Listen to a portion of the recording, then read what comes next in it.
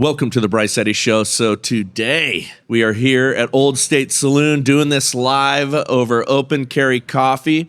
And today my guest is Cristy Code Red Nickel. How are you? You looked down at your notes. I was like, there ain't no notes on there. What are you doing this off the top of your head? Always. I'm terrible in any kind of preparation. You know, I'm an extemporaneous kind of a guy. Yeah. Fly by the seat of your pants. So now I was thinking about how I introduce you, other than the fact that you were a former professional boxer, and we're going to get into that because I'm curious. But are you guru status at this point in the fitness world? I think you might be. No, not the fitness world. Weight loss. That's different than fitness. But I am guru in weight loss. There ain't nobody better at getting weight off the people than me. Nobody. I put myself up against anybody. All right, well, I'll take guru status. I like that. I hope one day to be guru status myself. I don't know what I'd be guru about, but jiu-jitsu. Yeah, you know, kill somebody and not even miss dinner. Okay, well, you know, my official title there is professor, so I'll take that. I had a funny little side story. It said in my bio, professor, or I did a reel where I said, "Hey, Professor Bryce here." And the left went nuts. You're not a professor. You're not this. You know, and it was just such a silly thing. Yeah. Because, you know, yes, I am in the jiu-jitsu world, but the stuff that they get themselves excited about and all frothing about cracks me up. So I first wanted to get into your bio, kind of background. I'm super fascinated with the boxing thing because when you were coming up in that world, it's not as if that was like today where women as fighters is a thing. Right. You know, everybody's training mixed martial arts, all that stuff. It wasn't a thing when you were coming up in the same way. So I'd love to find out about that journey. Yeah, and that was I fought 2002 to 2010. So that 8-year span. And the internet was not like it is now. Things were so different. It was a totally different world back then. So I just started fighting as a way to pay my way through nursing school. I grew up really poor in the mountains of northern Idaho. My dad was a police officer. My mom worked as a vet tech for minimum wage. They're both ordained ministers. And so we were really, really, really poor. And I was always told, if you wanted anything, we had a big ranch. If you wanted anything, you needed to work for it. So I grew up working for things since I think I bought my first horse at the age of 9, made $50 monthly payments to my neighbor, $500, and bought this horse. So that was always how it was coming up. So I wanted to go to nursing school, and I was bartending and waiting tables, and I was just so broke. Well, I was boxing at a local YMCA, and I'm boxing. If anybody does any boxing for the first time, they kind of box like this. Nobody boxes great for the first time. And a boxing coach was watching me from the window, and he goes, "How long have you been boxing?" I said, 44 minutes. And he said, "Oh, you have a propensity for this." Well, now that I'm a coach, I understand what he means. But I was just like, listen, he goes, "Hey, you ever thought about fighting?" And I said, "I ain't never been in a fight. I'm not interested in fighting. I don't care about boxing. I'm not interested in this at all." And he said, "You can earn money." And I said, "I'm sorry, could you speak into my good ear, please?" "What was that?" He goes, "You can earn money as a pro fighter." Well, I had no idea what I was getting myself into. I just needed money. I just need to pay my way through school. That's it. I was a nursing student by day and a fighter by night, and I just fought. Well, quickly I learned in the fight industry, when you are a girl, if you're pretty and you can fight, then you get more fight opportunities. Because two dudes, the guys that buy the tickets, they don't want to watch two girls that are ugly go at it. They just don't. So if you're pretty and you can fight, you get more fight opportunities. So I learned about marketing in boxing. It's all about the marketing. It's all about the butts in the seats. And so I figured that out. I was a pretty good fighter. I mean, I was ranked one of the top 3 most dangerous females on the planet during my reign. Not now. Now I'd herniate a disc. Now I'd be like, "Ooh, I gotta warm up a little bit. Wait a minute. And so I ended up doing 15 pro fights. I did 5 knockouts. I went all over the world over the almost 8 years. And it was just, it got good quick. I learned the industry quick, and I got pretty good quick. And it's all about the showmanship. You got to get butts in the seats. You got to sell those tickets. You got to market yourself well. So it was a good career. I had my own MTV show. I fought at Madison Square Garden. I fought in different countries. So it was fine. It was good. It just was terrible. Like I fought in Beijing and my nose came off the side of my face in Beijing, was dangling there. I ended up putting my girl in a coma. I ended up having to have my nose put back on my face. It's a terrible sport. It's a terrible sport. But those jujitsu people, those MMA people, oh dear Lord in heaven, you don't want to mess with one of those folks. Like they'll kill you. They're no joke. And so they asked if I wanted to go into that after boxing. And I was like, elbow to the eye socket? No, thank you. No. Yeah. I was curious about that because, do you think though, if you started up in boxing, like, more in this era, and train a little jiu-jitsu, do you think you might have been, more drawn to that? Yeah, that's the way to go. I mean, from a business standpoint, if you want to try to make it in this sport, you got to be in the MMA kind of area. Boxing is kind of not really big anymore, and back then it was. Back then we didn't have the internet. We had print, we had newspaper, we had magazines, we had radio, we had things like that. And so it was just a different day back then. And now it's MMA and it's about the internet and it's about the following you have, and it's just different. So yeah, I would have gone the MMA route if I had to do it over again. Yeah, I mean, it's funny because when I was coming up through, mixed martial arts myself, it was right at the beginning of it all. I was offered a fight and they were going to pay me $1,500 and, things like that. And it's like, man, I'm a businessman. No thanks. You got to have a little something extra if that's how you want to earn a living. Yes. But it was fun. And so all the fighters were my friends and it was a tiny little community that nobody really knew what it was. But if I had come up, during this era, okay, would it have been different? I don't know. Would I have been more drawn to actually professionally fighting? I don't know. There are only 2,000 female fighters on the entire planet. So it's really, you got to fight different weights. I was fighting at 154 pounds. I had to go down to 150. I fought at Madison Square Garden at 149. They always say fight your weight because we tried to make a fight with Layla Ali and I couldn't come up high enough and she wouldn't come down. She was at 165, so we were going to meet at 160. She wouldn't come down. I wouldn't go up because you slow down the heavier you get. Yeah. So it's a really crazy sport to try to make it, and the money, you get kind of drawn in to I got used to seeing my name in lights, and it was like Cristy Code Red from MTV, and woo, and then, but I knew the punches were hurting worse. It was harder to. It was just getting a lot of abuse. A lot of abuse. And it was the training. You're sparring with guys. This whole men and women's sports. I ran a boxing gym in Georgia. I ran a boxing gym in Augusta, Georgia. We'd never let our kids box the boys, our girls box. But no way. I would spar with 15-year-olds. Here I am, a grown woman. The 15-year-old was more my strength equivalent. And so you don't want to, this whole boxing men thing is, I've done that before. And that's the training is what'll get you injured because it's every other day sparring. Yeah, I don't know, Cristy, if I believe you because the left has been telling me that there's no difference between men and women at all. Trans women are women. I've been told this whole sorts of things. So they've never fought one then. Yeah, no. I mean, it's true. I had an argument one time about Ronda Rousey versus me with a buddy who didn't understand mixed martial arts or anything like that, and he's like, man, she would smoke you. I'm like, oh my gosh, that's not really the way it works. I go, listen, man, I'm at the peak of my game right now, and she is a female, and she wouldn't even think that she could beat me. Yeah. And it's just, we're built differently. We're built to be very complementary. Yes. But somehow being built differently in today's world is as if there are, negative or terrible differences between us rather than, the blessing that men and women are different. I heard a comedian the other day and I thought it was great. He said, my favorite thing about chicks?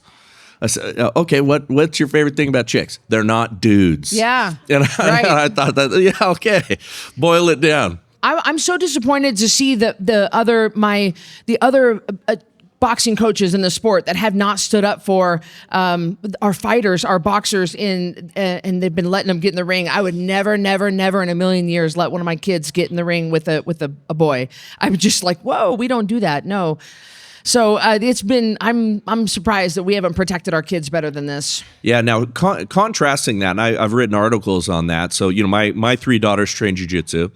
And they will not very often, but like when they're coming up, with like the teenage boys and things like that, under serious observation, they'll train, right? Yes. And I think it's important for girls to feel that strength, understand that, and also because jiu-jitsu is grappling based. Learning how to deal with a bigger, heavier opponent, especially for women, is incredible. And so my girls are,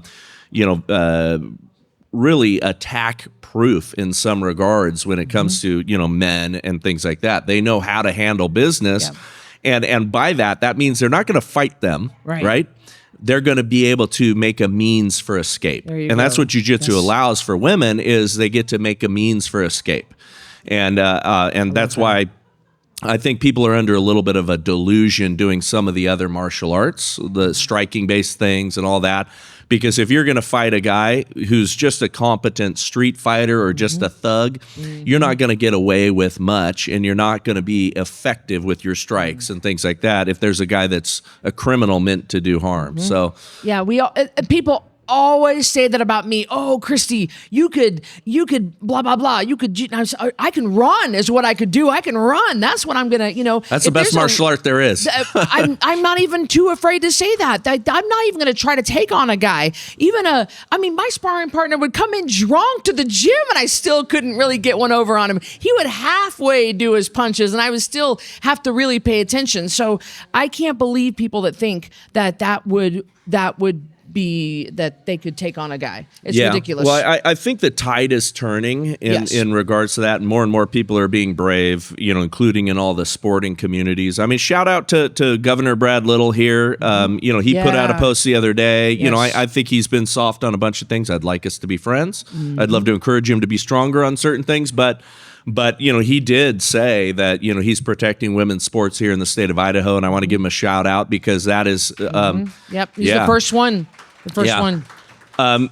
Because, kudos to, Boise State and the women's volleyball team saying no to that nonsense. And we need to not participate in their insanity. The more we bow out of their insanity, the better it will be for the long term. And we need everybody to kind of stand up and be brave and speak out against those things. Yeah, and I have been brave about speaking out online. And then whenever I start to get some pushback, I say, no, hold on a minute. I've actually done it. You ain't never even been slapped before. You don't even have room to talk here. You don't have a room to talk. Oh, I want to put a pin in that, and I want to come back to that for a moment. But I'd love to go back to boxing. And what was, because I'm curious, I like boxing, and I do see that in certain respects it's making a resurgence, and there's some excitement about it.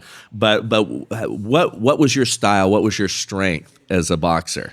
I don't have the. It feels like a lifetime ago. Being a great marketeer and being pretty. Yeah, right. Knowing I got to wear a little makeup in the ring.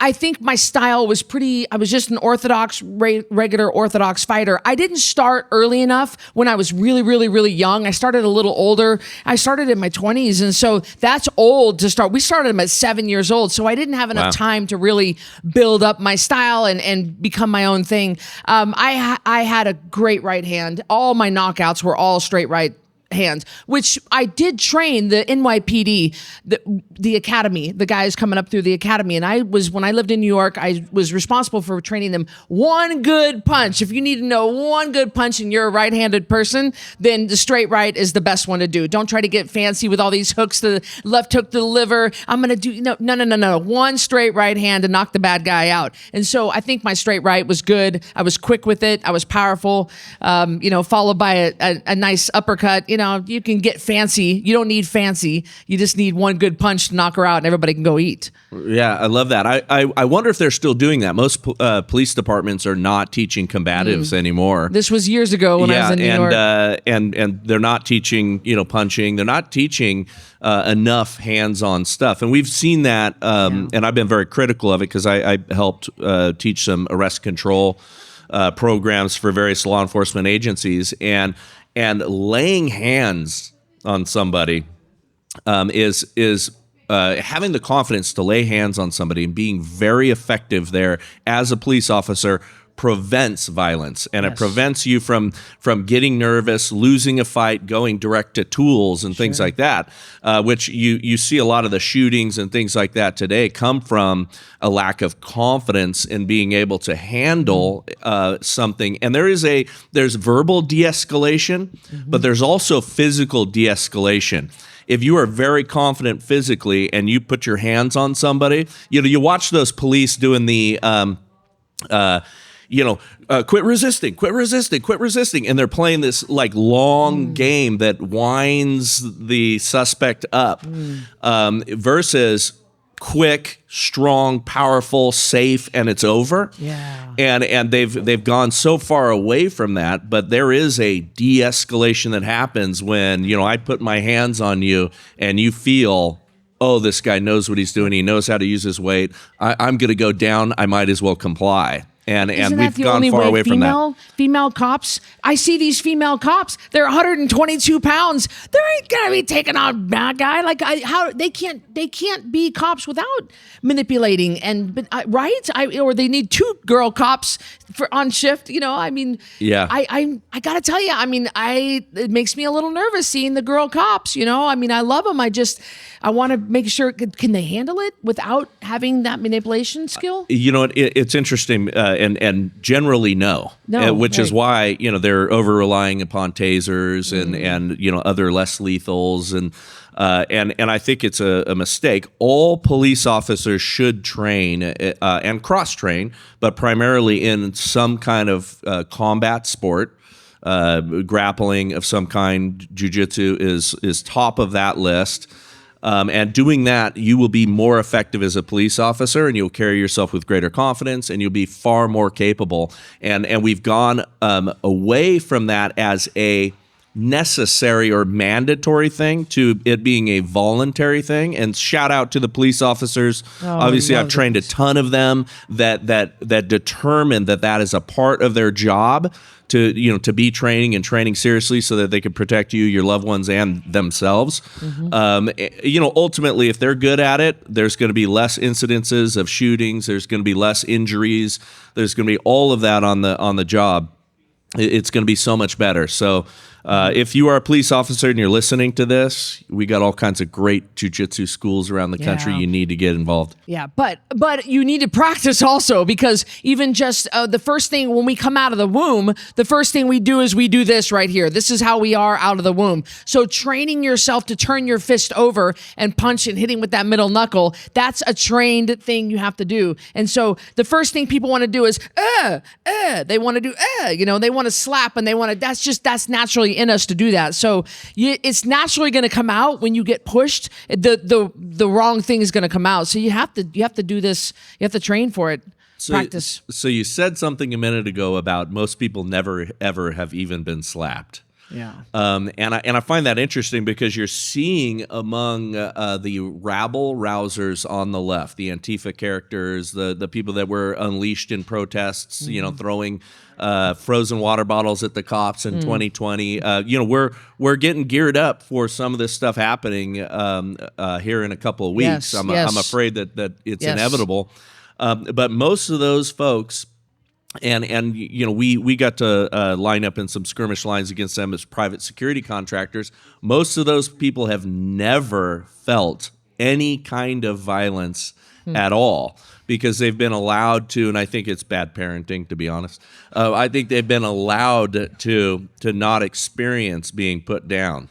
And once they do, or once somebody who has never experienced violence even at the lowest of level gets a little bit of it, you see the rebooting in their brain. Like, what? That's exactly what they look like too. Yeah.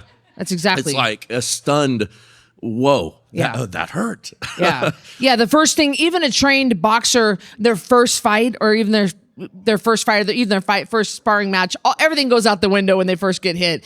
because they are so stunned because it's always different than what you think. And you're like, adrenaline. Well, wait a minute. In a boxing match, when you got 12 rounds, 3-minute rounds, that adrenaline lasts maybe 2 minutes. And then it's your skill and your conditioning. So don't sit there and be like, oh, adrenaline's going to come up the pain. It is for a little bit. And then you got to get back in the game and keep going. So it is a real shocker. Everybody's shocked when they first get hit. They stumble back. They can't think. They freak out. They lose all their training. They lose their composure. So it is so funny when I see that for the first time. You ain't never been knocked around a little bit, because if you did, you wouldn't. Well, first of all, you wouldn't even be here. You'd be at your job. Yeah. No, it's funny. There's something similar in the jiu-jitsu or grappling world when somebody gets manhandled for the first time.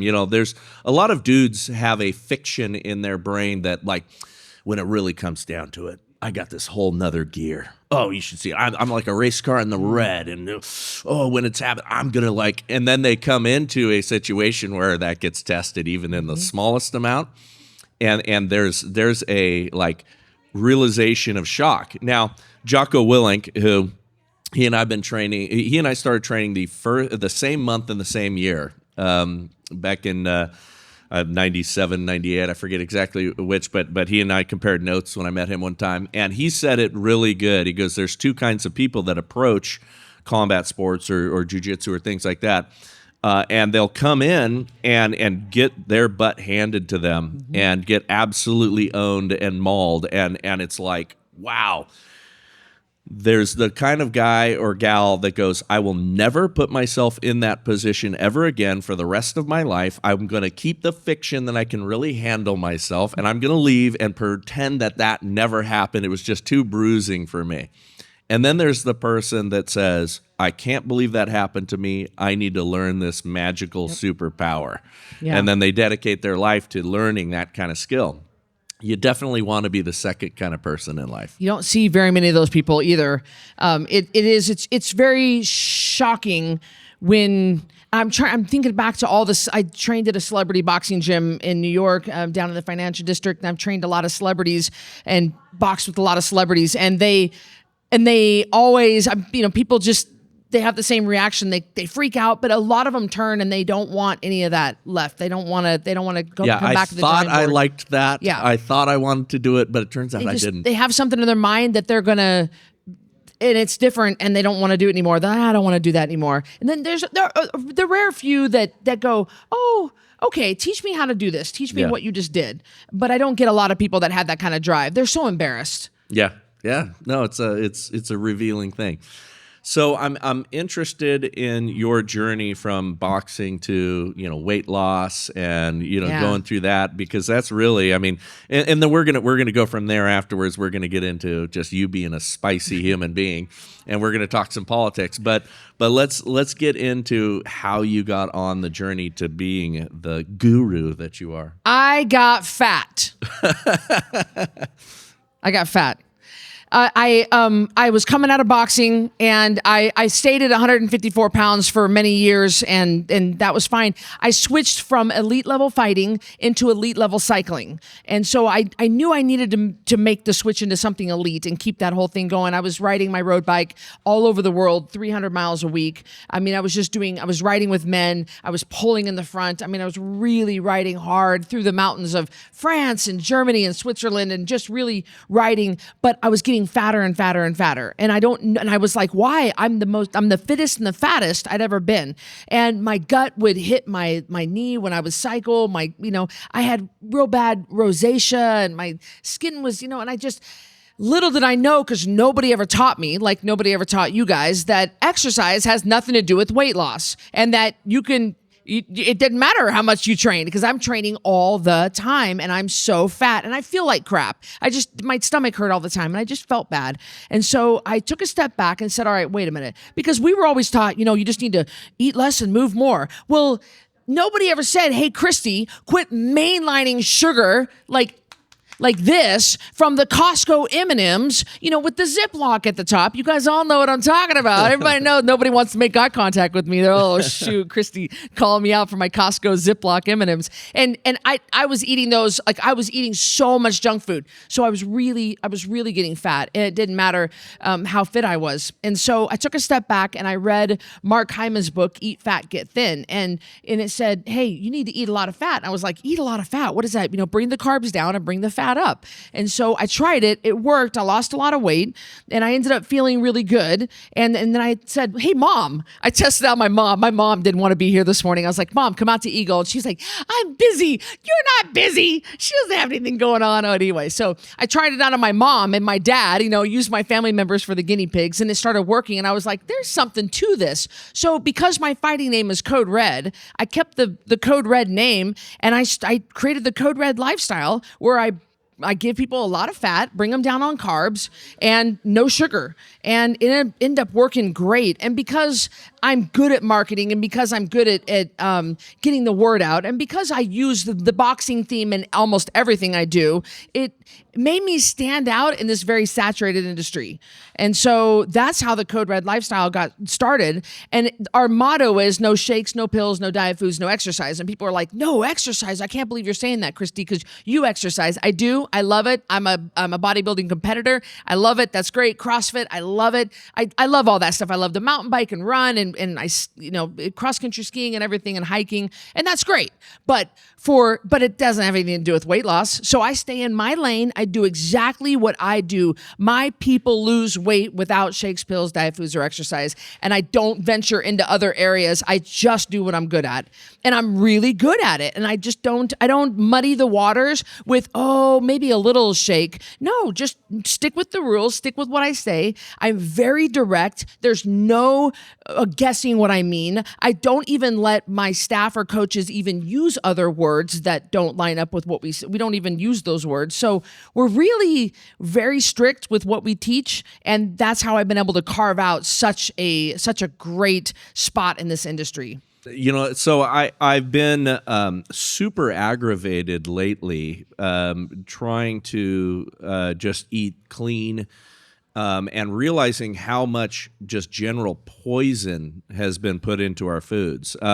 Shout out to the Old State Saloon. I don't think Mark advertises enough here, but everything's free of seed oils here, which is probably one of the... That's awesome. Wow. Yeah. Wow. He does a great job sourcing the best food possible at this place. So this is one of my go-to spots for all kinds of things. And if you go through a grocery store, or I travel a lot. I mean, I'm on the road 100+ days a year, and trying to cruise through an airport and find something that's tolerable, that isn't going to make me feel sick. Because now with seed oils and things like that, I mean, I can tell the difference. Once you get off of that train and start to eat carefully, you can feel the poisons. And I want to say for a moment, and this is a slight tangent, but I despise the idea that our food industry, which I'm a Christian kid, right? And so much of our industries that are doing great harm to us are filled with Christians, right? And it's not as if it's a mystery right now that seed oils, which is dominating almost all of our foods, it's no mystery that it's bad for us. They know it's bad for us, but in the search for money, in the desire for all of the worldly wealth, they're poisoning us. Oh, sure. I'm grateful though that we have the potential, under the Trump administration, RFK Jr. So excited. And, yeah, yep, so excited. Yeah, make America healthy again is something that we need to do. But it's been something, again, aggravating to the extreme for me recently, because you cannot find anything that's really free of that very easily, and it's terrifying. I don't dive into with my rebels the seed oils. I'm trying to get people out of the drive-thru and into the kitchen. So we really focus on real food, water, sleep. And yes, I mean, if we wanted, it would be really great if we could all eat food grown in the back of our yard with the tears of the Tibetan monks. That'd be really great. That is not the reality that I live in for my rebels. So I try to get them out of the drive-thru into the kitchen and well, you need to drink filtered water. I just want them to stop drinking Diet Coke. Like, I just want them to start drinking water. I don't really care that it's filtered or not. I think you can really muddy the waters. That's just what I do. I am just the beginning stage. If someone comes and sees me, I'm the beginning stage. Once they want to take it further, I just don't see in what I do that moves the needle. For me, it does. For you, it does, but we're not at that level. My people are just trying to not die. My people are like type 2 diabetics and pre-diabetics, and they need weight loss surgery. They're 100 pounds or more of a weight. I have some very, very, very sick clients. So seed oil is not what I think about. Just trying to get people to go to sleep is what I think about. So I stay in my lane of just kind of the intro into getting them healthy, and then we dive in a little later on when they really nail the basics. Problem is, you're like, I'm going to sit. You can't infrared sauna. You're way out of the Arby's drive-thru, guys. I'm sorry to tell you. Well, I'm just going to sit in front of this infrared sign. You just ate a Big Mac. There's no way you're going to be able to, And so I just noticed that people get way too biohacking. There's no way that crap is going to work unless you are nailing the basics of real food, water, and sleep. And then once you nail those on a consistent basis, then you can dive into the seed oils. Yeah, no, I like that you're saying that, because I do think people get overwhelmed because there's a million things you can do to improve your life. There's you can do all kinds of things to get toxins and everything else out. But when you're essentially, in need of just triage, like emergency care. It's a great way to put it. I think you're exactly right. Yeah, concentrate on those things. You said earlier, you talked about fat, right? By the way, I'm drinking my buttered coffee here. Yes. But fat is unfortunately named. It right? is. Because people, and we went through that time in our culture where everything was LITE, right? Mm-hmm. And, if they're going to remove fat, they have to add in sugar, or else things only taste good. It's like cardboard. Sugar and fat. Sure. Right? Yeah. And so people, because of the fat craze that we had in the 90s, all of the mothers were out there, mine included, buying light snacks. Oh, Mine look, this too. is healthy, a light snack, which my mom, they're calling Alzheimer's type 3 diabetes right now. My mom died from Alzheimer's, and about 4 years ago. And I witnessed her. She got it in her 60s. Oh. But she went down this path, and if you were to prescribe the exact diet to destroy your brain, destroy your body, my mom did it, and I watched it happen. And it was that infection that they gave us, that manipulation, that propaganda they gave us, that we needed to have low fat diets, and that equated to low weight and health. Yeah, you take fat out of things, it's going to taste pretty bad. And people, they think the fat on my thighs is the same thing as the fat in avocado. We're getting the words mixed up. Fat is good. Fat gives us energy. Fat balances our hormones. Fat helps us sleep better. So we definitely don't take the fat out of our diet. We do eggs, bacon. We don't cut the gristle off the steak. We have a ribeye. We eat the whole thing. We eat the yolk and the eggs. And so that's how the Code Red lifestyle works, by the way, is because the fat makes you not kill everybody while you bring yourself down on carbs, and then it just fills in that gap. And that's how the whole thing works. You feel satiated, it gives you energy, and then I'm bringing you down on carbs so that your blood sugars can drop down and that you can lose body fat. And so that's why it works. But you're right. And I'm actually almost more excited about RFK coming on board. I mean, he's going to disrupt. I mean, we're going to see some big things. Agreed. Really excited. Yeah, really excited. Yeah, no, and another other note to that is, cholesterol has been demonized, but our brain is cholesterol. Yeah. Our brain runs on fat. Our hormones, you're seeing this, and we've talked about it. I've talked about it here live with Madison Cawthorn. We've talked about the early andropause effect in men, which is the just the decimation of testosterone levels among young men right now. And it's all of these things, combined with all the, toxic stuff that's in our environment and everything else that's hollowing out men. I'm convinced that that's part of the reason why we have so many left-wing loonies, because it affects hormone levels. Sure. You get a dude working out, you get a dude doing exercise, elevating their testosterone, and all of a sudden they become increasingly more conservative. It's wild. Yeah. I've been told that working out is a right-wing thing, and it turns out it is. Yeah. I like when you said decimating testosterone. That's a great way to put it. Yeah, we're seeing just this beta males. You guys can spot the beta males from a mile away. Oh, Lord have mercy. It's nauseating. It's nauseating, And so, and you're right. Our hormones are crazy. We've got dudes with the the gyno and gynecomastia. It's terrible. So this is another reason why the real food, water, and sleep, everybody needs that. That's for everybody. Yeah. Amen. All right. So let's hit just to put a pin in it. Let's hit. All right. We need to consume a ton of water. Yeah. Like how do you start? What's the first thing you give somebody? A gallon is the minimum. That's not even like people are like, they brag about a gallon. I'm like, brag about a gallon. My rebels at the lowest level drink a gallon. So that should be your baseline. Pretty much everybody in the United States can drink a gallon of water a day. And we're chronically dehydrated. Oh yeah, we're chronically and when you even a 1% drop in hydration could yield a 10% drop in strength. I came into the gym the other day. We trained with the same trainer, and I was not feeling well, and I wasn't well hydrated. Man, I couldn't put up any weight. I was just, I was terrible. So dehydration is a serious problem when we're chronically dehydrated. So we get the hydration up. All right, so that's sleep. First. Yep, you got to sleep. Number one rule is sleep. And you guys need to quit scrolling through TikTok unless it's my TikTok.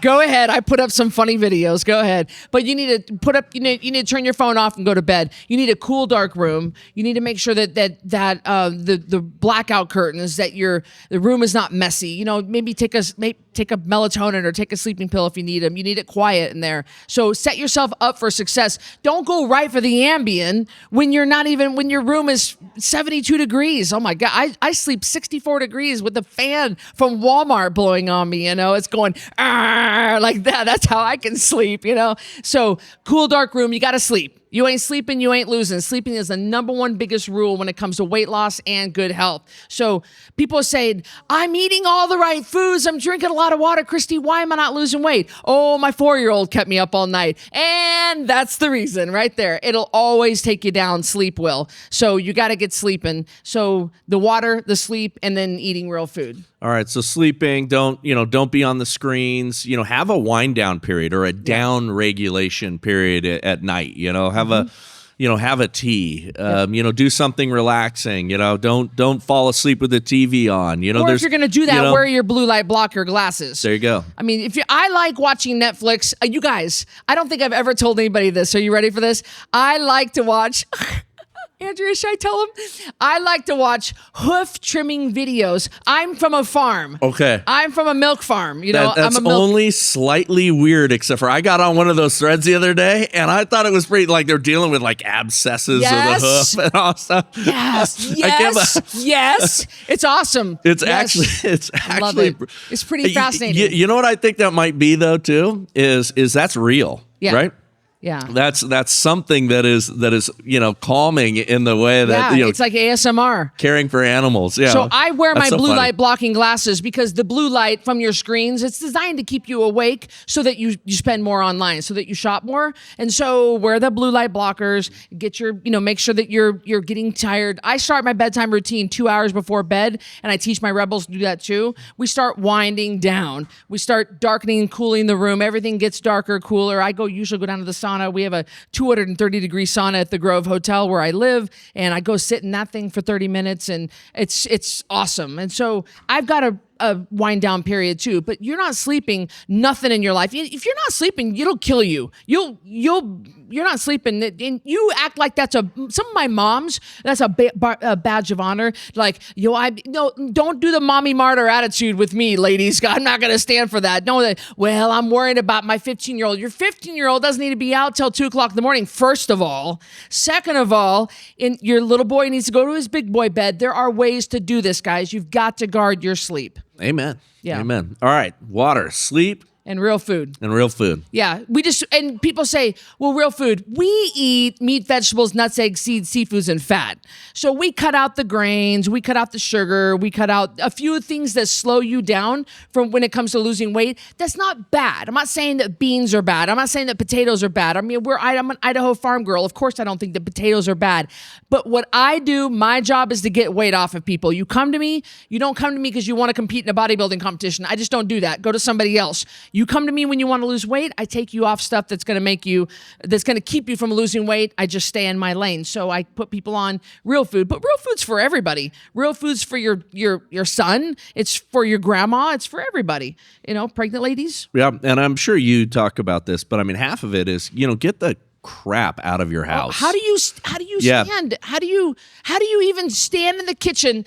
I'm a recovering sugar addict and a recovering binge eater. So how do you even stand in the kitchen when you've got Oreos right there? Like right there. Like I could, there you go, right there. I don't know how you people can do that. My mom can eat just one. That's like the only person I've ever known that can eat just one. Not me. Yeah, there's and you need to know who you are, but there's what we call abstainers and moderators, right?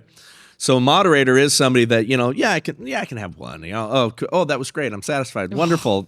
I'm done. Put the package away. And then there's people that need to abstain because one means 100. Yeah. And I think it's important. Now, we're not all one or the other. Sometimes we are moderators when it comes to certain things and abstainers when it comes to others. Sure, that's a good point. But it's super important for you to know, because set yourself up to win, not for failure, and don't keep those things in your house. And also, so I come from my wife comes from an Italian background, and so hosting people and having everything available for people that maybe they want Diet Coke, maybe they want this, and I'm like, do not keep the poison in our house. Yeah. Like if they want it, they can bring it on their own. Yeah, we don't 100%. need to host them to the level of we have. Oh well, my dad likes these cookies. Okay, fine, give them to him as a gift at his house, but we don't need to accommodate everybody and all of their tastes, and let's just keep poison generally out of our home. Yeah, I teach I've my mostly rebels. won that battle because my wife she is on it now when it comes to health and nutrition, and she's doing great. We teach our rebels to say no. My ladies, 93% of my clients are ladies, and they just, you guys, this whole guilt attitude, this feeling of shame, this feeling of wanting to serve and I just want to serve. You want to serve poison to these people. They're totally fine having meat and vegetables and like nobody turns it. Put a little butter and some salt on that. It's fine. Why do you feel like you got to have grandma's green bean casserole? So my ladies battle with this whole thing about having to, we got to have dessert. Well, you can have a Code Red cheesecake. That's in my Code Red cookbook. So there are ways to make things healthy. And ladies, stop feeling like you got to give everybody all this food and all this junk. They can go get it from the C-store after they're done when they're driving home. Yeah, and when you get off of sugar, and our taste buds are so jaded, just in general, because of the culture that we've lived in. But when you get off of sugar, a piece of fruit is such a delectable, delicious treat. There's all kinds of things that you get a little bit blown away by how sweet they taste once you're off of all the BS. Well, somebody fact check me on this, but I think that every 14 days your taste buds regrow or regenerate, something. And so, if you do get off sugar and truly get off sugar and actually really don't dabble, like really get off of it, give yourself a fighting chance, and then try to taste something that you once thought was sweet. First of all, you'll go through a 4 to 7 day detox. You'll have headaches. You might be shaking. You might be sweating right above your lips. You might be a little dizzy, fatigued. You just might really feel like crap. That's detox. Welcome to it. Yeah, you have genuine addiction. Yeah. So suck it up. You'll be fine. You'll get through it. 4 to 7 days. Usually on day 8, my people wake up like, feeling great. Once you get through that, then reset, let your taste buds reset, and then go to taste something, Katie bar the door. It's usually like, oh, whoa, whoa, whoa, whoa, whoa, So give yourself a fighting chance to get off the sugar and reset yourself. I think it's every 14 days you get new taste buds. I don't know. I burned mine the other day. You get that bubble on your tongue. You're like, ooh. Too hot tea? What? Yeah, something hot tea. Yeah. All right. So I want to shift gears now.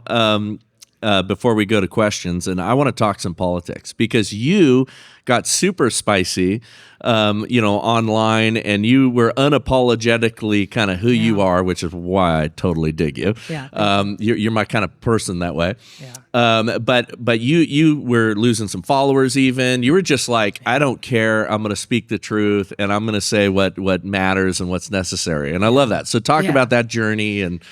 So I run Code Red. We were doing 10 million a year through the Trump years. We don't do that revenue now. We do maybe half of that now. And I have a pretty good sized staff. And so I always refrained from saying what I thought in politics. I felt this way for a while, but I've refrained from it because I didn't want my staff to suffer because I was losing business. And I just was trying to be careful with them. I didn't care as much about me. I cared about them.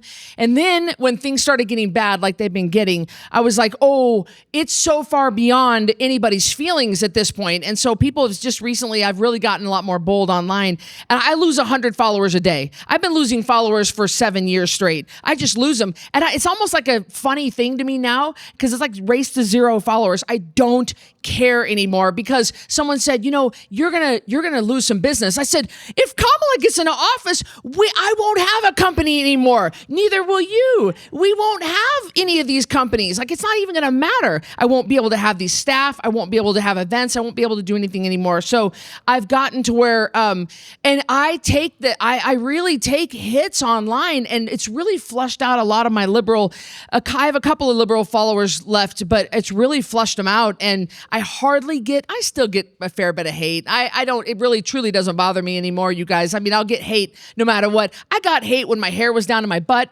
I got hate when I shaved it into a mohawk. I got hate when I drove a Corvette. Now it doesn't matter. I'm getting hate all the time for all kinds of things. I just learned to just let that go. But it's the bravery that I show. It's the courage that I show to say the right thing, to say the thing that, that's what encourages you guys and other people to say, I draw my courage from you. And that's why I wish you posted more, because when you post, I get my courage, and then I want to post more, and then Joanne wants to post more, maybe Andrea wants to post more. And so we just keep spreading, and then it becomes the norm.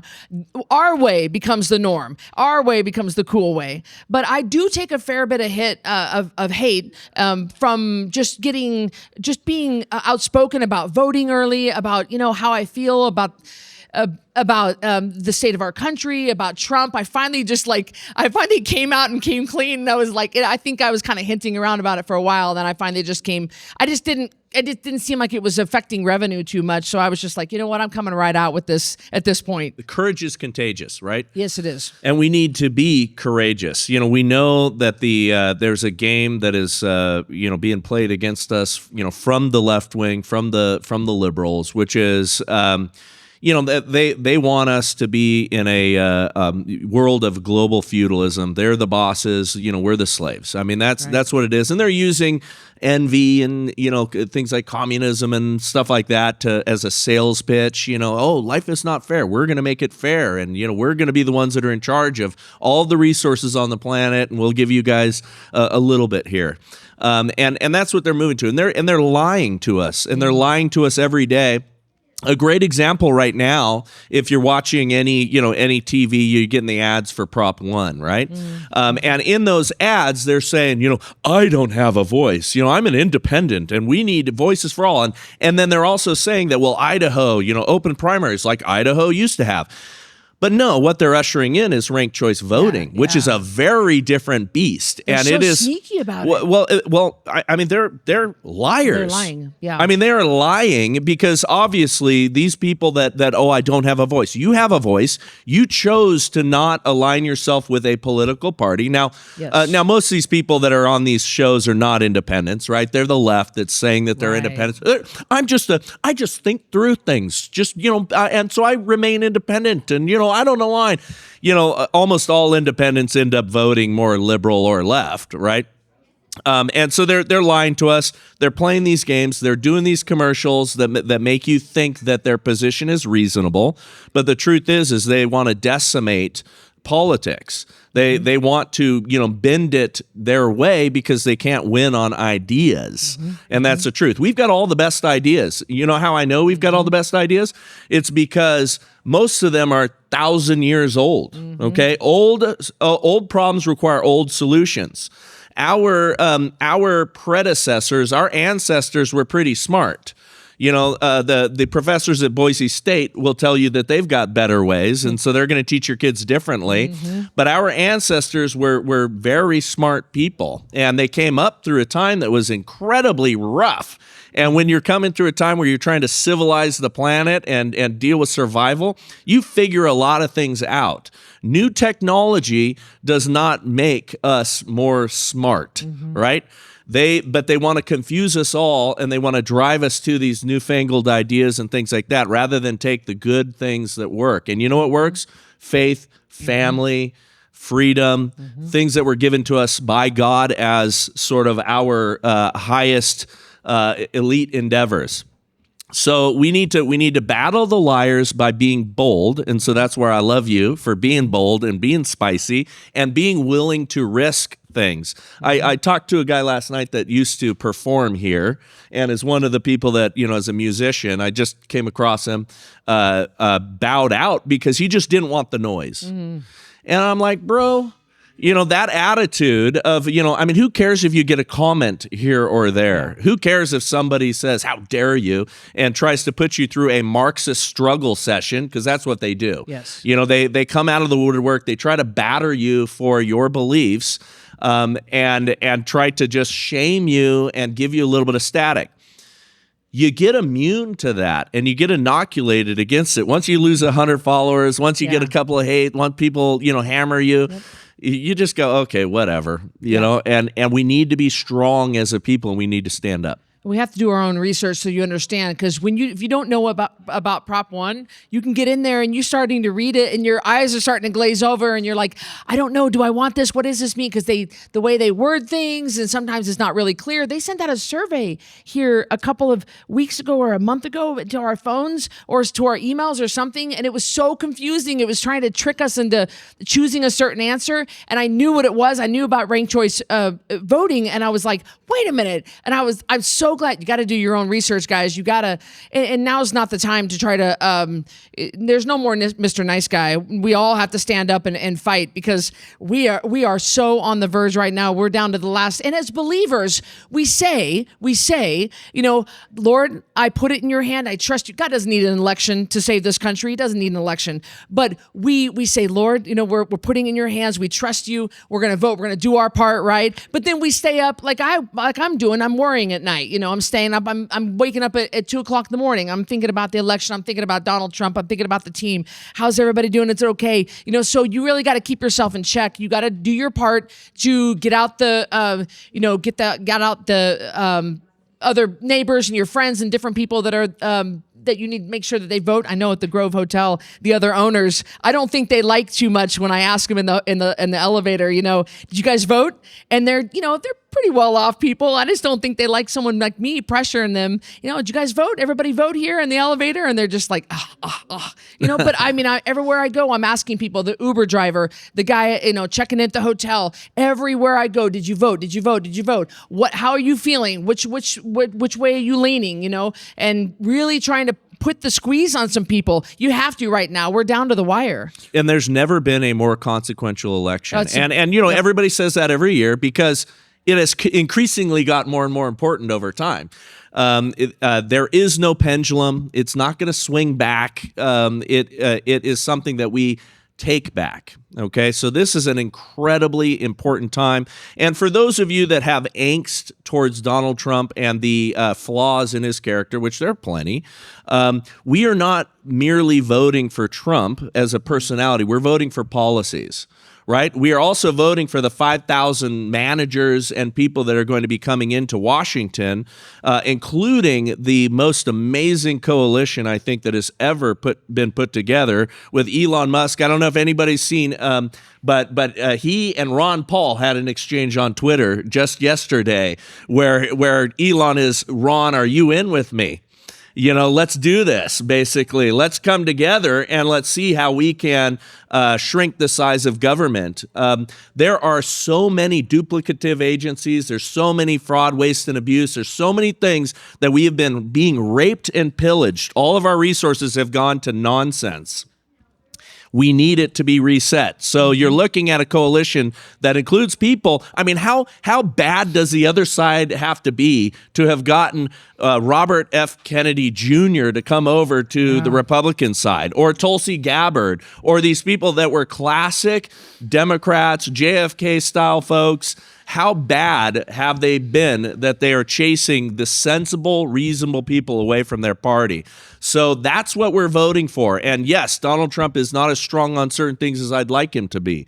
But in his administration, there is going to be a ton of Christians, a ton of believers that share our values, a ton of people that I know personally that will influence him and the direction of this administration. And on the other side, there is almost none that share our values, and there's more than one occultist, actual occultists and pedophiles and people that have a darkness about them. If you've been following Ian Carroll and some of the things, we've got some things coming out in regards to P. Diddy and the absolute horror that is the human trafficking and pedophilic behavior and things that are going on in that world right now. So we need to win like we've never needed to win before.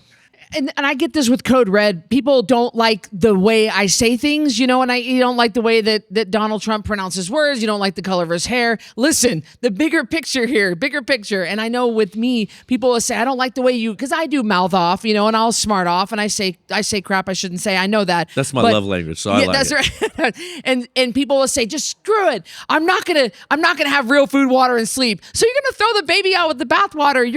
You're gonna give up on don't call it Code Red then. Just call it the proper human diet. Don't give up on the bigger picture just because you don't like Cristy, and that's why I surround myself with a whole team of coaches that are nice and soft and different. And they, and I've got people that come around me and say, Cristy, probably a little harsh on that email, and so I get people that are going to guide me because I know how I can be. I know I can mouth off. I know I can be way direct. I only see one way of doing things, and it's this way, and I just do it. And I don't really think, I just do it. I'm a master implementer. And then it pisses people off. Sorry, Jesus. And then they end up, not wanting to do real food, water, and sleep at all. And so don't throw the whole idea out because he says China or something that you just don't like about it.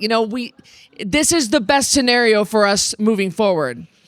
Well, along those lines, so I want to make sure that we have time for Q&A, but before, do we miss anything? Anything else any parting wisdom before we get into answering some questions both online and here locally? I think that I want to say this, that you guys, a lot of you guys that are battling with weight and health problems, I'm not making it with every head bowed and every eye closed. I'm not going to look in the audience right now. I'm not making eye contact with anybody specific.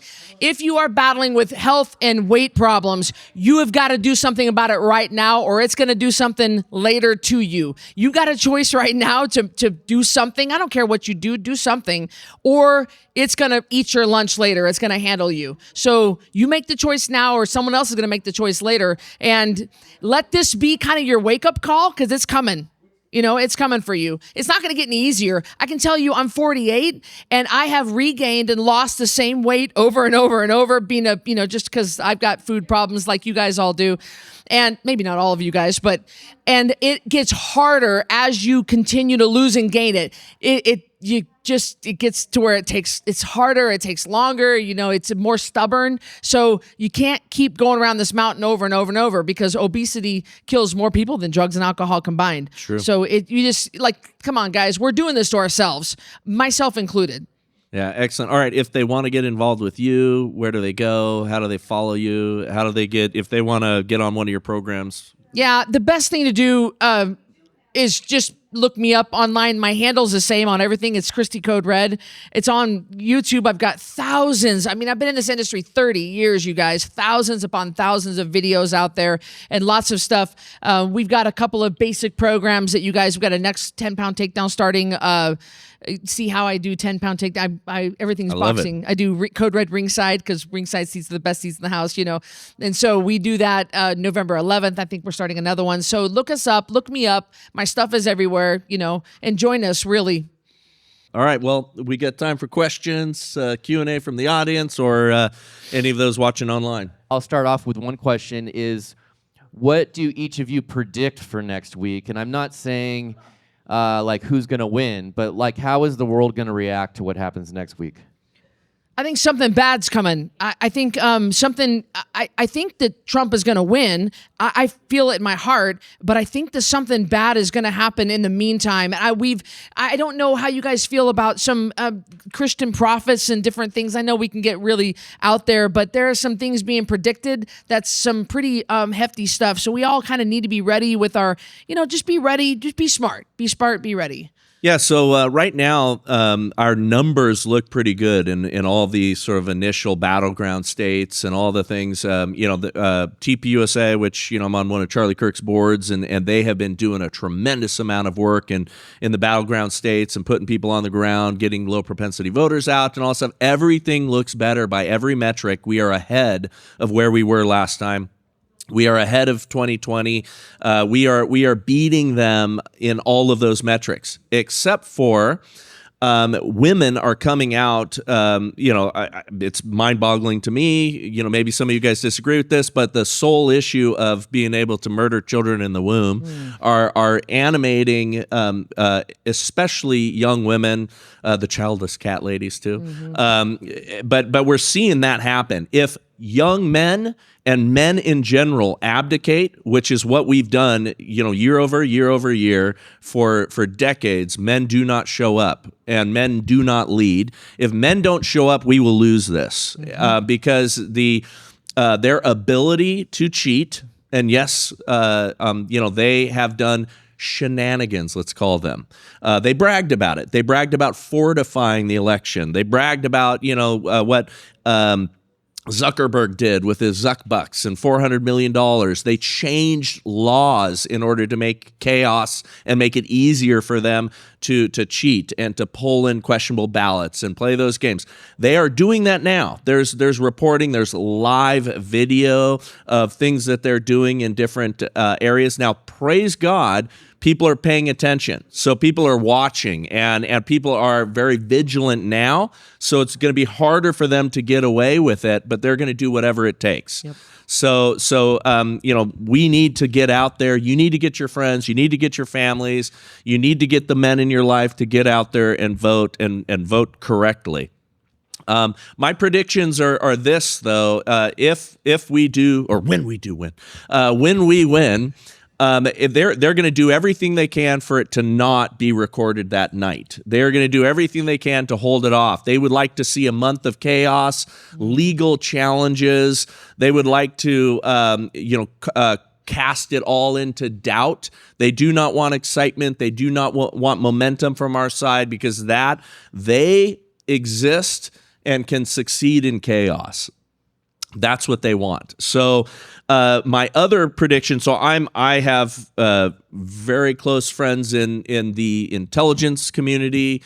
I've family background in that, and I'm having phone calls with them about things that are being percolated. There is going to be, I think, some real chance for violence around the country should Trump win. I think the 5th through the 20th of January is going to be the most dangerous time our country has ever had. They have already tried to kill him a couple of times. There's nothing that they won't do to remain in power. And who's they? We're talking about the globalists. We're talking about the deep state. We're talking about the bureaucracy. If you don't like the term deep state, just think about permanent Washington. Think about the people that know that maybe this government's going to be cut down to size. And maybe there are people that have done nefarious things that are known. There's a lot of things that have been nefarious that are known criminal and treasonous activities that you haven't heard in the news that we are all very, very well aware of. And those people know we're well aware of them and know that there is prosecution coming. So would you kill somebody to keep power? Yeah. We're not unique in the stream of history. All throughout history, we've seen things like this go on where people will do whatever it takes to remain in control. So this is a dangerous time. We need to pray for our country. Yeah. Okay, question for Cristy. What's your most embarrassing moment of your life? This one's from my daughter, by the way. How old is your daughter? 11. Oh. That's cute. What's most embarrassing? Something pops to mind. I was heading down. Okay, well, all right, here it goes. Besides a couple of the men I've married that I shouldn't have. Okay, thank you for the couple of laughs I got.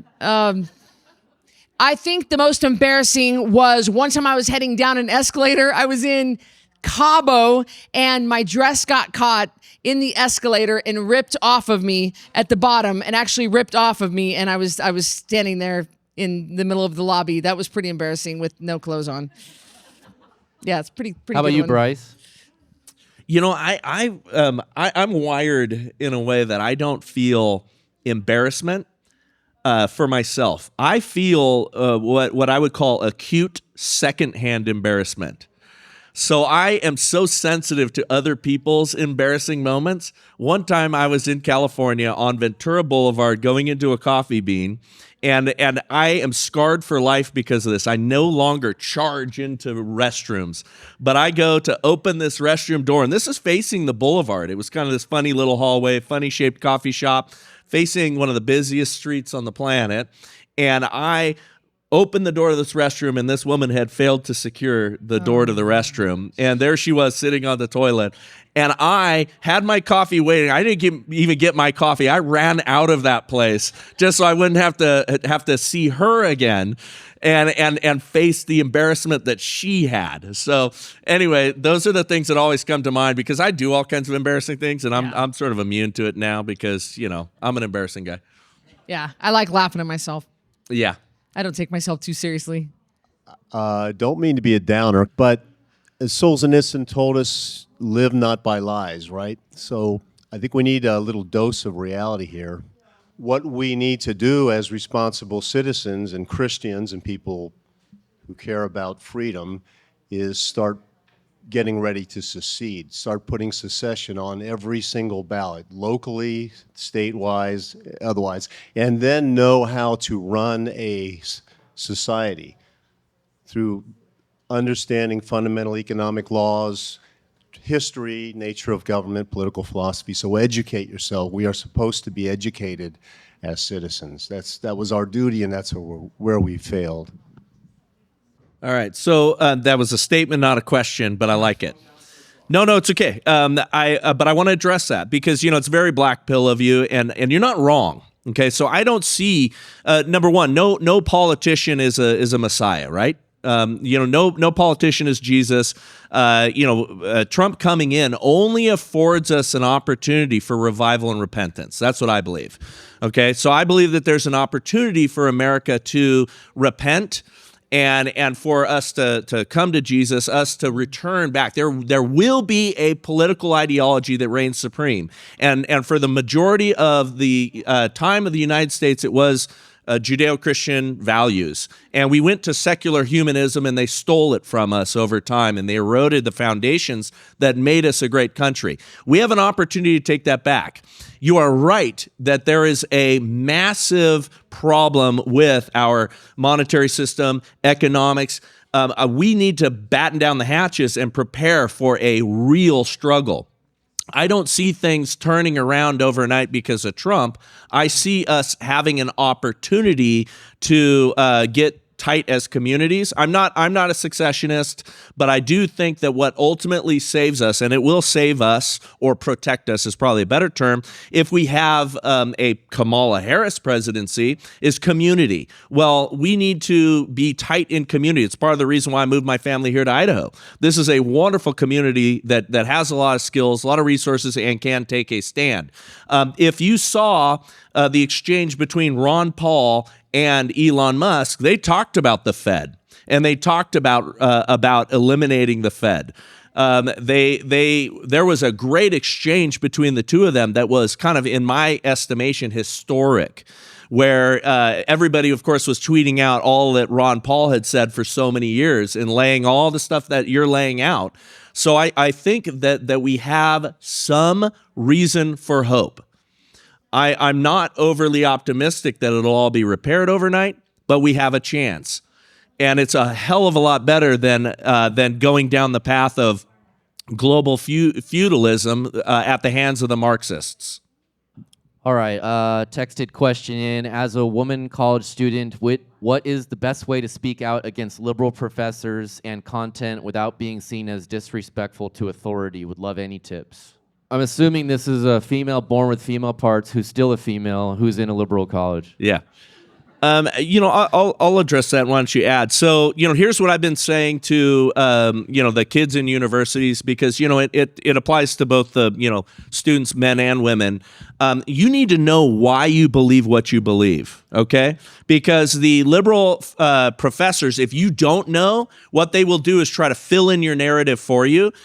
They will try to shame you, and all the students who are weak around will go, yeah, and clap, and like, oh, your ideas are stupid. So you need to be firm on your apologetics, right? The defense of the faith, but also the defense of our way of life, our government, defense of family. You need to be sharp on that stuff. And if you are, then it's hard for them to wreck that for you. But ask questions too. Questions are so powerful, and sometimes asking questions that get to the root of why they believe that. Oh, why do you think that? Why, you can expose some of their stupid thoughts, because listen, we could go down the list of Democrat Party policies or leftist Marxist ideology and expose it pretty easily. Their ideas, thoughts have never worked. Their policies are terrible. It's also, by the way, under the current Democrat Party platform, it is completely incongruent with the Christian faith. So, I think people need to address that. There's a lot of folks that, have the JFK, oh, I'm traditionally a Democrat, that kind of thing. They left you. It got swallowed up by a great evil. There's the parties have never been further apart. The Overton window has never moved further left than it ever has been. But you need to know why you believe what you believe. That's the first step. And I like what you said about asking questions, because I think that they've got people online that'll ask, what are her policies that you like, or something like that, and people can't name anything, and they make themselves look stupid. And I also don't think you need to be an expert to be solid. Just pick a couple of things that you know in your heart that you believe. I could go, I don't want to get off on the abortion thing. I feel so strongly about that. But just pick a couple of policies that you stand for, stick to those, and the courage really is contagious. And also define terms. Okay, what the left does better than we do, they're marketeers, right? Yes. And so what they do is they use euphemisms. All right, homelessness is a perfect example. They're not homeless. We're dealing with people with mental health conditions, drug addictions, giving them all apartment keys, which they tried to give them all hotel rooms in Los Angeles, and they just destroyed the hotels. And many of them used them as drug dens, but then still remained on the street. They would go and they would use it to do their drugs and then go out and they would destroy it. And we spent, billions of dollars across the country in taxpayer funds to house the homeless. Instead, we need to institutionalize many of them. We need them to be in drug treatment programs where they're accountable. We can't have open air drug markets. We have to do other things, but you cannot solve a problem that you can't define. Yeah. So don't let them use stupid euphemisms. They do that to, abortion is healthcare. Yeah, right. Okay, yeah, let me show you a picture of ripping a baby apart limb by limb. Is that health care to that, kid? No. Or 1% of all abortions is incest and rape. Yeah, well, they do that as a red herring. And by the way, if you guys ever want a talking point that works on that one, is I always ask, sorry, I totally interrupted you, sorry. I totally ask, okay, if that's the negotiating starting point, let's say I gave you that, incest and rape. Okay, and I don't believe that that's what we should do, but let's say I say that. They pivot automatically and they say, no, and I go, wait, let's eliminate it for the 98% of everything else, and let's not have it for anything else. That's not what they want. They just want to confuse you with the rape and incest thing. All right, next topic is something I'm actually going to take up in a podcast soon, but I'm curious about your thoughts on it, and it's the subject of how Christian conservatives should engage with people online. You've used some words tonight to describe the same activity that are much different, or I'm sorry, not tonight, today, whatever, this morning. Like, for example, earlier you said murdering babies in the womb, and you have also used the word abortion, right? And I think I have my own thoughts on this, and I think, first of all, let me ask you this. Do you notice, how do you feel about Christians? Should they engage more or less online? How important is it for Christian conservatives to be engaging people online in these chats and comments, and when people post something in everything that happens below that? How important is it for them to engage online? How important is it for Christians to engage online? Yeah, I don't know. I don't really think it's fine if that's what you want to do. I think as long as you just know where you stand on issues, whether it's online or in person, I think that's fine. I don't really think that God needs us to go fight and get into all these arguments online, but I just don't. It might just be wasting your time, might be frustrating. And also, are you even making a difference trying to argue with these people sometimes? Yeah, so I think there's a subtext there, though, to your question, and I want to address it. So, first, look, we need to engage. Okay, we lost because we stopped engaging in the ecclesia. Okay, and our town square is unfortunately online right now, or fortunately, whatever. You can reach more people. But not everybody's called to be a rabble rouser. Not everybody's code red. Not everybody is aggressive in nature. But also, I think the Saul Alinsky, right? Rules for Radicals. Hillary Clinton wrote her school thesis on it, right? And there's one of the rules is know your enemy's ideals and then hold them accountable to those ideals, right? We have been sold a mild and weak Jesus, okay? We have not been sold the warrior Jesus, but yet Jesus was warrior. He was captain of God's army, captain of the Lord's army. He was also, the guy that went through the temple, with the whip and overturned the tables. And he was a strong, masculine man. And that has been taken away from even well-meaning Christians have engaged in this like soft, weak Jesus as an archetype. That is not who he is. Now, not everybody needs to be aggressive. Not everybody is built. I can be rude online. There's times when I need to temper that. That's not always the answer. I want to be persuasive, but I'm also a believer in knuckle sandwiches. And we got so far away from that in our culture that people can say anything to people without the expectation of you might get popped in the nose. And I do think that we went too far in that direction and need to reset a little bit to where there's an expectation that you better be polite, because, that guy may come at you aggressively. We're both fighters up here, so, there's a little bit more of a propensity to be like, I'll bump chests with you. I'm okay with that. But also remember, the prophets of God throughout Scripture used mockery. Okay, mockery is very effective, and it is not forbidden us. It is not sinful to mock the evils of our enemy. What was it? Your God must be on the toilet was the essential part of that verse. I forget the calling of that verse, but Somebody in here probably has it, but their mockery is one of the most effective things that we can do, especially if you notice the left has no humor anymore. Okay, because humor, it also has no beauty anymore. There's nothing of that on the left. They have completely excised beauty, humor, all of these things out of their world. Reason being is because beauty is a reflection of God. God invented humor. So for us to be humorous, I love what the Babylon Bee has done. I love what some of these great comedians have done. Donald Trump, the reason they also hate him so much is that dude is funny.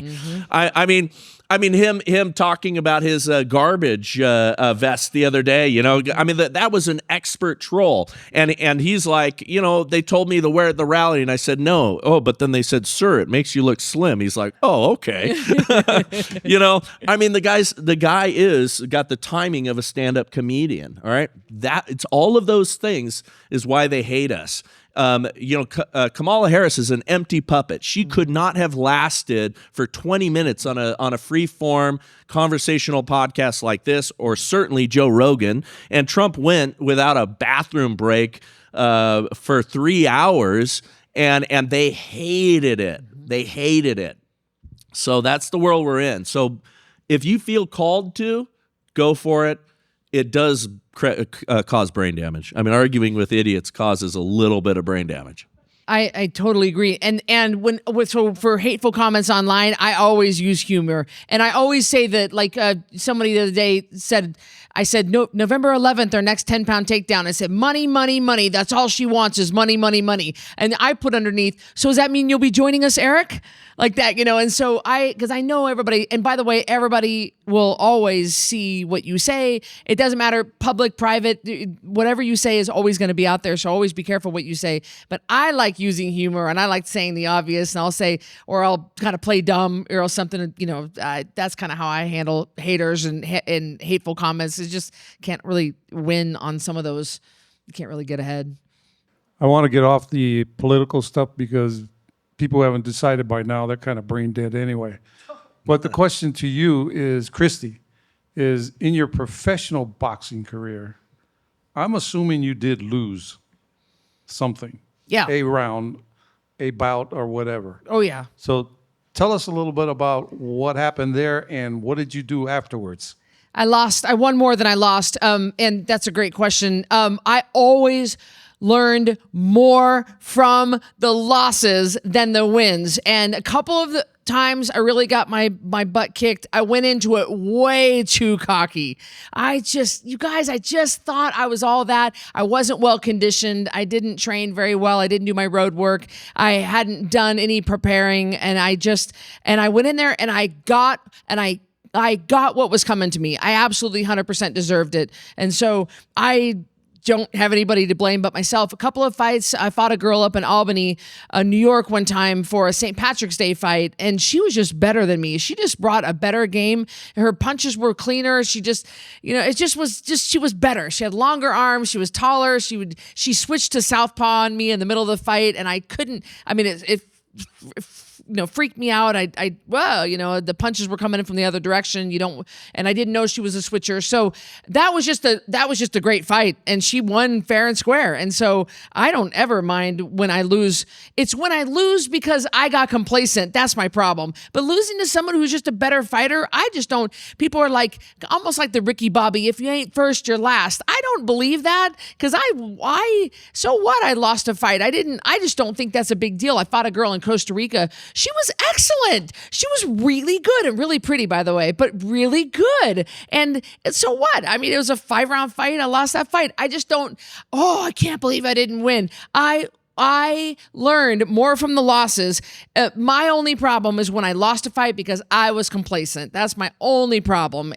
But losing legit, so what? It's not a big deal. Someone's got to lose. And if they're they're fighting a better fight and they're better conditioned and their attitude is better and it's just all around, and sometimes you go to other countries. Most of the time you go to other countries, the only way you can win is a knockout, is knock the girl out, knock their girl out. They're not going to let you win in another country. You come knowing that, you get paid well for it, and that's just kind of how it goes. And so you take that hit unless you can knock them out. It's hard to knock somebody out. It's just, you don't want to go into a fight trying to knock somebody out. That's not going to happen. So it's just part of boxing. And the only time I really had a problem with it was when I was complacent going into a fight and cocky, and I got what was coming to me. And man, I learned my lesson after that. I was like, oh, okay, Cristy, you ain't all that. That's great. I wanted to just get back to a little bit of a question here with regards to the political arena there, because what we're seeing with Trump has been really quite a shift with them trying to kill him, and I think that's what brought a lot of people around to say, man, the deep state was just exposed, honestly, trying to kill him. Some of the things he's done, how do you reconcile, I guess, how would you speak to someone that wanted to complain that he seems more deep state with, number one, he signed in multi-trillion-dollar bailout. What is happening with him? Is he learning on the way? Do you think, because I'm definitely in with it right at this point, but is there infighting that we're seeing in the deep state, or what do you think? Yeah, so my biggest criticism of Trump was something that he addressed on the Joe Rogan podcast. And if you guys have time, it's a fascinating conversation because he talks about that. He, being a Washington outsider, I think they went over, like the left said, that he'd been in Washington something like 17 times in his entire career, right?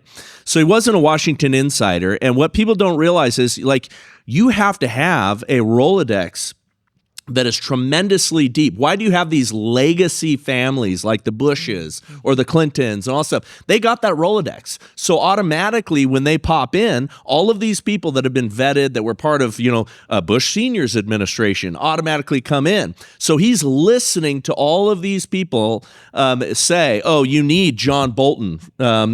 He said the funniest thing about John Bolton the other day on the Joe Rogan podcast, and it was an excellent clip where he goes, yeah, this guy's a terrible guy. But then he says, but then when I go and I'm dealing with these foreign leaders, he goes, there's John Bolton in the back. They're like, this guy's crazy. So they're listening to Trump because they're like, that guy's nuts. And they know it, right? And it was a very revealing exchange that he had with Joe along those lines. But he admitted to mistake. And, Trump in his... you can call him a narcissist, whatever. In his ways, he rarely apologizes or admits to mistakes. That's not his vibe, right? Whatever.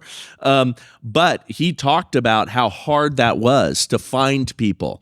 That is not the same now. Okay, I'm not a fan of Mike Pompeo. Mike Pompeo is a deep state shill. Wanted to murder Julian Assange and other people. The guy's terrible. I've met him before. I do not like him. There's a bunch of people like that are all over the establishment, right? There's all kinds of people, and you can't have zero of those people. But what we need is a majority or a tiny but virile minority of people that are going to push past them. You need the Rick Grinnells of the world, where Rick Grinnell and I have some differences on some things that are obvious. But Rick Grinnell will go through the State Department with a chainsaw. And he did. And he was incredibly effective at doing some of the things that he did. There are people that are going to be incredible bright spots. Again, that's why I'm so enthusiastic about Elon Musk and others like Ron Paul that are being pulled in. Trump, I believe, learned his lesson. But he was a business guy, and business guys think that, I'm going to put these people in these places, and I'm going to say this is our agenda, and they're going to do this job, and they're going to be aligned with me. But it was a very chaotic administration because so many of these people were deep state nuts that wanted to continue to accumulate and control the power. So anyway, I hope that was an answer for you. One more question here. Cristy mentioned Bible prophecy and what she potentially sees coming. Is there anything that you would suggest to do to prepare for this? Me personally, I have Hazel. Hazel and Hazel's my Belgian Malinois. Some of you guys are smiling, I am preparing with food and water and a sat phone and just preparing with my family, if that's what we're referring to, is that kind of preparation, just making sure that I kind of have my ducks in a row and my family and I kind of know what we're going to do if anything goes down. We have a plan B. We have even my ex, I'm still like, hey, you better come get me, so the guy collects guns and ammo, so he's like a small country, so I want to be on his side for sure. So yeah, we just have the basic stuff down that I think everybody should have and be ready and kind of have a plan. I went to the hotel, the hotel admin. I live at the top of the Grove. I keep referring to the hotel. I own a condo at the top of the Grove, and I asked him about their backup generators and what about us on the top floor if something goes down, and kind of just walking through a scenario of just the basic stuff of emergencies and how to handle emergencies and kind of your basic survival skills, I think. Yeah, I mean, I will have the constant theme of self-reliance and community, right? You can only prep so much, right? But you being alone and without a community just means that the armed marauder is going to come in and take all your stuff. You need a community. Don't collect your weapons and your resources for someone else to come and steal, which will happen if you don't have a community. And we are. To the point of kind of South Africa in the 90s, where neighborhoods had to defend themselves against armed marauders and things like that. Now Idaho is very different. We don't have a big urban interface. We don't have a whole bunch of people in skyscrapers that are going to start starving over a couple of days and then are going to come after us. We're in a really good spot here, but it's no different here than it is anywhere else. You need friends, you need family, you need people that have skills, resources, and can wield that stuff. As far as all of the things that you mentioned, January 5th to the 20th, and all the turmoil in this country, do you think that we have anything to be worried about specifically here in Eagle, Idaho? I'm not afraid of the baristas downtown. I mean, look, anytime that there's chaos, like I do not think that this will be a center of, I came from the LA area, and we were on call as a private security contractor constantly there's this video dropping of these sheriffs, doing an arrest on somebody, and it was really ugly, and it's about to drop. Everybody's on call because, we were just coming out of all that time of the 2020 unrest and everything. And so we had our bags, we had everything staged, we were ready to go, hats, bats, gas masks, and boom, right?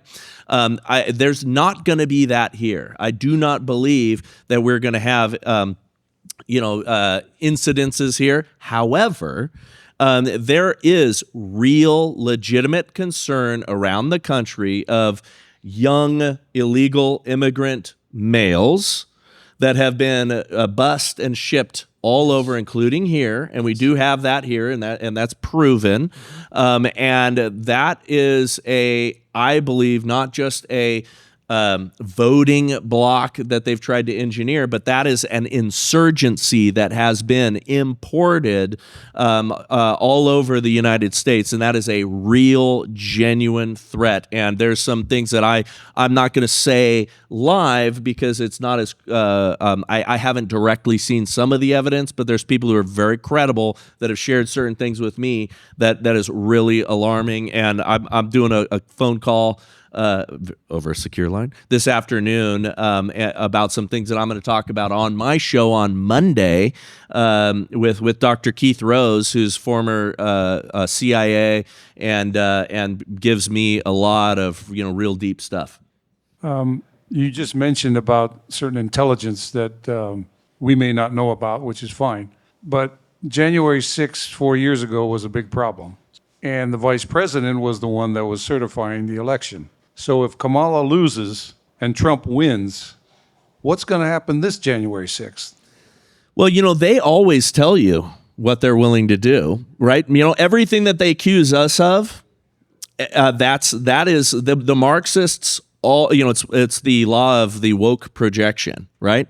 They always talk about what they're going to do. They always signal. Now, are they going to be able to get away with those things? Are they going to be able to do it? There's a lot of things. This is very complex.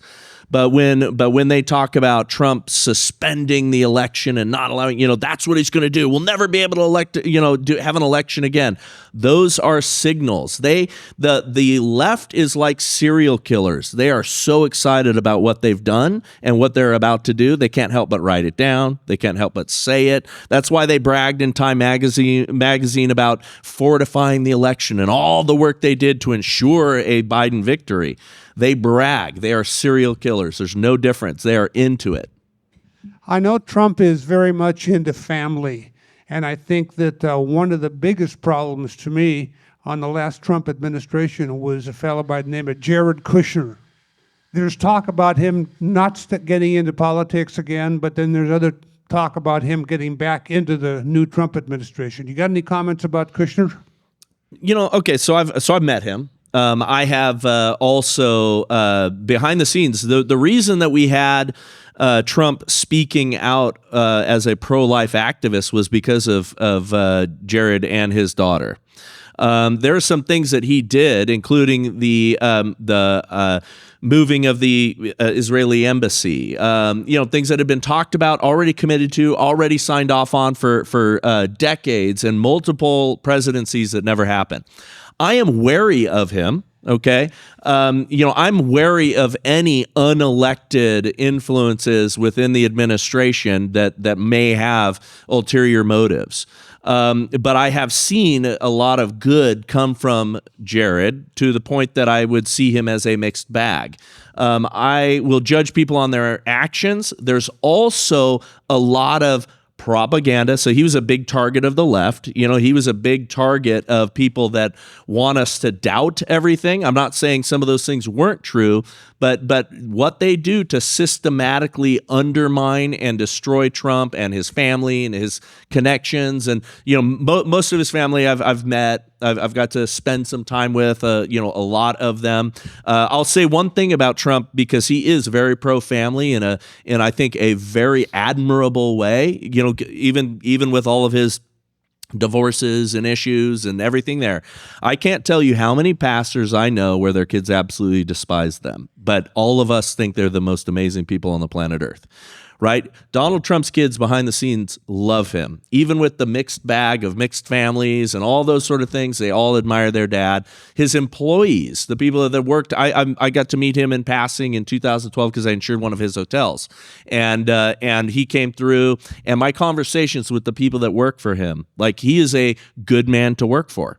He is somebody that not just a sycophantic love, but a genuine love and admiration for the way that he treats people behind the scenes. He's done so many things, and a lot of it comes out. Joe Rogan highlighted a few things that you never, ever hear about that him and his dad and that family have done for other people without public adulation, just done in private to take care of people. So I am optimistic, and I'm not overly concerned about Jared. I know that all of it will be spotlighted, and we will see what's happening in this administration like never before. I mean, the left is not going to let up. To that gentleman's point over there, this is just a potential moment for us to turn some things around. But we have a hell of a battle in front of us that hopefully will be Trump for 4 years and then J.D. Vance for another 8.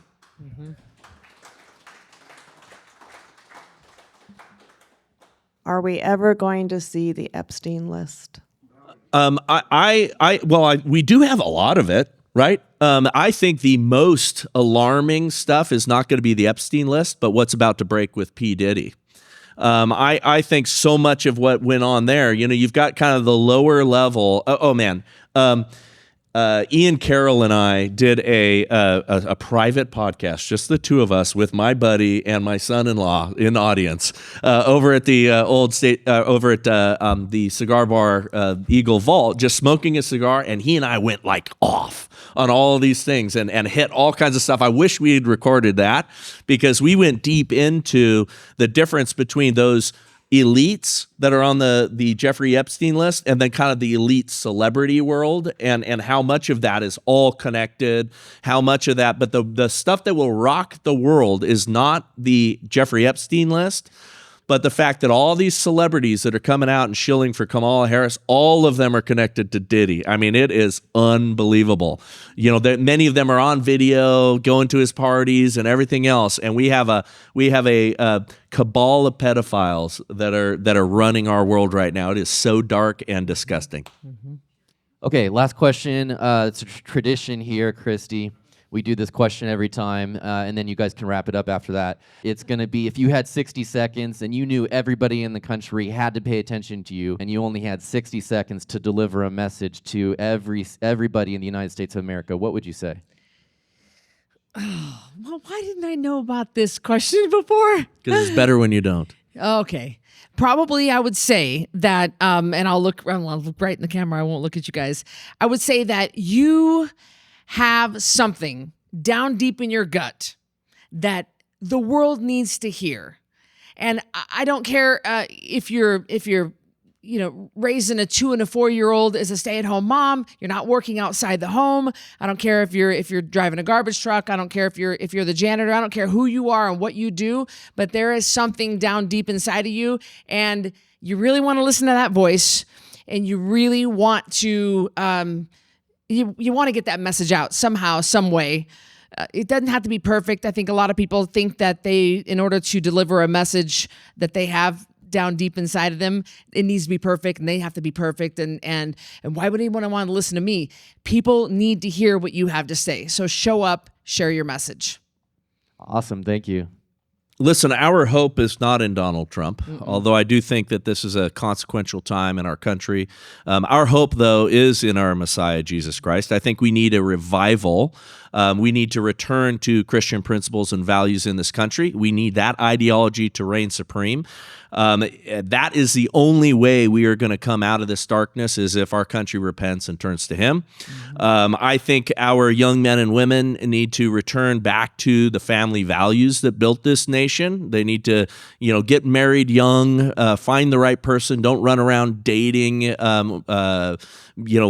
like idiots. Don't do all of that. Be focused, be intentional, be serious, get busy, have lots of kids, because the battle that's coming is going to be a collision between us and other world religions. Not just this temporary time where we need to defeat the Marxists. This is round one.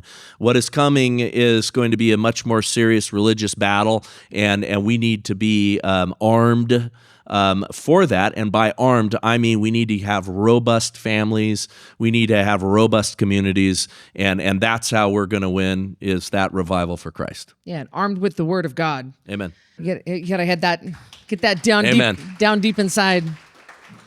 Well, thank you for doing this with me. This was so much fun.